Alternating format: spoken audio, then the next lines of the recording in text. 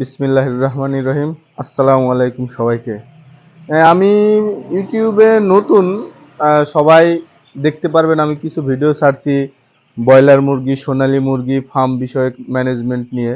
অনেকে জানার আগ্রহ থাকতে পারে যে এই এত ভিডিও সে কিভাবে বানায়, সে কি এত খামারের মালিক, কিংবা সে কি ভিডিও করার জন্য খামারে খামারে গিয়ে এগুলো করে।